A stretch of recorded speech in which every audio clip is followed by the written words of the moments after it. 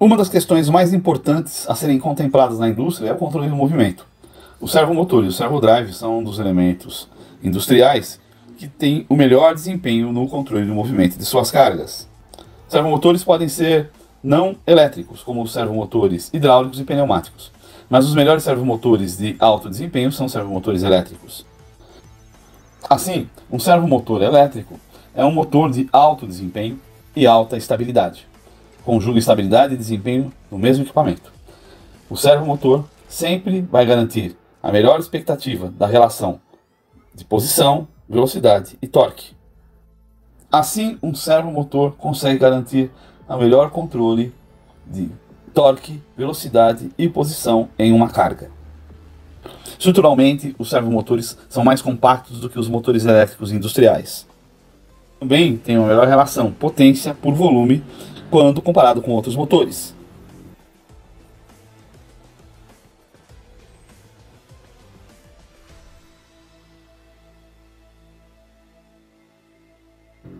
Ao se especificar um servomotor, deve-se se atentar muito às suas dimensões. E isto principalmente da flange, que vai fazer o acoplamento do servomotor à carga ou ao sistema de transmissão de movimento, e também ao eixo. Os servomotores permitem a utilização de chavetas para melhor fazer o acoplamento do eixo com a carga a ser movida. A chaveta pode garantir um bom acoplamento do eixo do servomotor à carga, mas também pode provocar, com o tempo de uso, uma folga nesse sistema.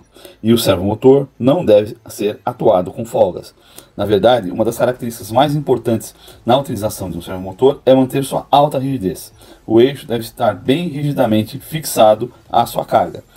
Outro cuidado é nunca permitir que o eixo do servomotor sofra flexão lateral. E também deve-se evitar qualquer esforço axial sobre o eixo. Na verdade, nunca se deve permitir que o eixo do servomotor ou servomotor como um todo sofra pancadas. Isso pode levar a desalinhamento e também a danificar o seu sistema de realimentação, o seu transdutor. E falando em transdutor, é ele que é o responsável por realimentar a informação de velocidade e posição para o seu controlador. Daí, o transdutor está sempre rigidamente acoplado ao eixo do servomotor, ou seja, trabalham solidariamente. E isto é o que garante a precisão do controle de movimento de um servomotor. O servodrive pode ser entendido como um equipamento amplificador e controlador do servomotor.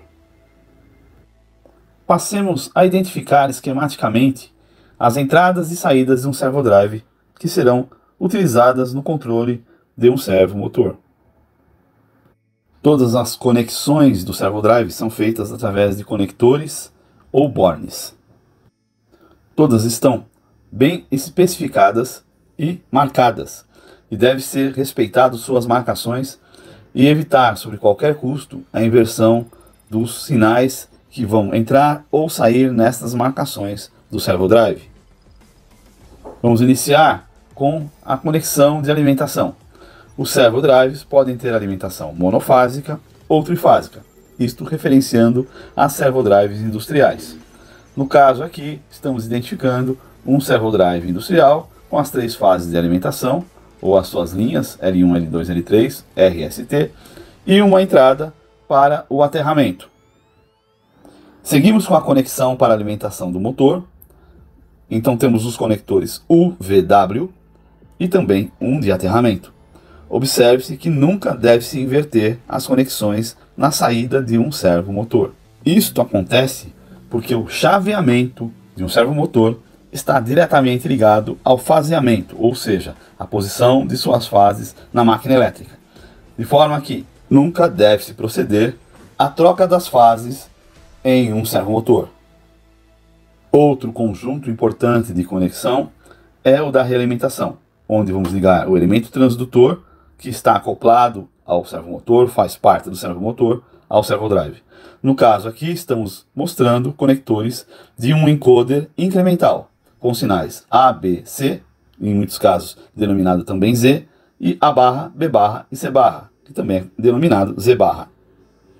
Em termos de comando, assim como um inversor de frequência, o servodrive possui entradas digitais, entrada analógica, e para permitir que conheçamos qual é o estado em que se encontra o sistema, temos saídas digitais e também saídas analógicas.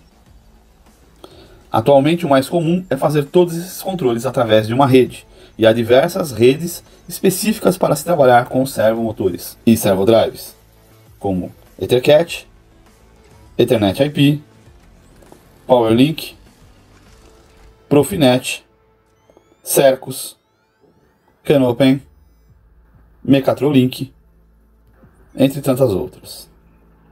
Na maior parte dos casos, os fabricantes produzem cabos específicos para se conectar tanto a parte de potência do motor ao servodrive, quanto a parte de realimentação do transdutor ao mesmo servodrive. E assim temos cabos com posição fixa, ou seja, cabos que não são móveis, e cabos altamente flexíveis, que são aplicados, por exemplo, em movimento de robôs.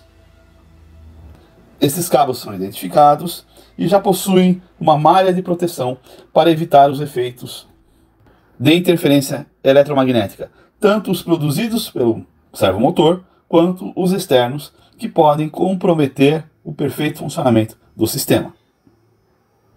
Em termos elétricos, o motor de um servomotor, ou simplesmente o servomotor, ele pode ser dividido em dois conjuntos primordiais: os motores de corrente contínua sem escovas, brushless DC, e os motores de corrente alternada, os motores de corrente alternada síncronos, os Permanent Magnetic Synchronous Motors, PMSM.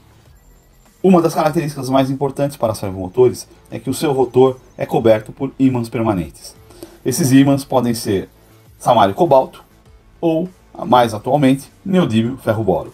São ímãs de alta magnetização, alta remanência, alto esforço magnético, o que garante o alto desempenho de um servomotor. O transdutor que é conectado ao servomotor é o responsável pela realimentação de velocidade e, consequentemente, de posição no controle do mesmo sistema. Esses transdutores transformam o movimento rotativo em um sinal elétrico, um sinal de tensão ou de pulso elétrico. Os mais comuns são os encoders, que podem ser absolutos ou incrementais. Há também os resolvers, SYNCOS, ENDAT, SSI, entre outros. Opta-se por utilizar encoders absolutos quando é necessário se conhecer a última posição antes da desenergização do sistema. Isso é comum em robôs. Os encoders incrementais são aplicados quando não se há essa necessidade. Ambos têm um alto desempenho, principalmente quando se trabalha com sistemas seriais, em que a posição de um eixo é dado por um número de pulsos, e esse número de pulsos pode ter muitos dígitos. Não é incomum achar no mercado encoders com 20, 22, 24 ou mais bits por volta em um encoder, tanto incremental quanto absoluto.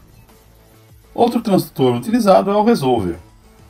Os encoders fornecem sinais digitais, já o resolver fornece um sinal analógico. Os encoders são basicamente construídos sobre discos ópticos.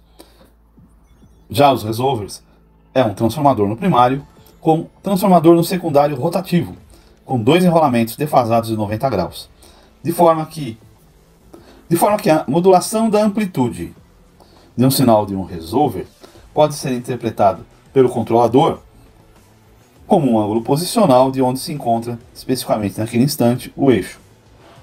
Também é comum se encontrar nesses equipamentos sensores de efeito Hall ou circuitos sensores magnetorresistivos, que são utilizados basicamente para informar qual é a posição do ângulo do eixo da máquina e, com isso, contribuir para a comutação da mesma. Lembrando que a comutação é a forma com que a parte de potência do servodrive chaveia a corrente sobre as bobinas do servomotor. Para nosso caso de estudo aqui, vamos nos manter nos servomotores modelo PMSM com encoder incremental. O encoder incremental permite que haja 4 sinais sendo enviados para o controlador. Um sinal A, um sinal A barrado, ou A barra, que é 180 graus na relação com o sinal A, um sinal B, que está defasado 90 graus do sinal A, e um sinal B barra, também defasado 180 graus do sinal B. Um conjunto de pulsos por volta A barra, B barra, faz com que se tenha a resolução de um encoder.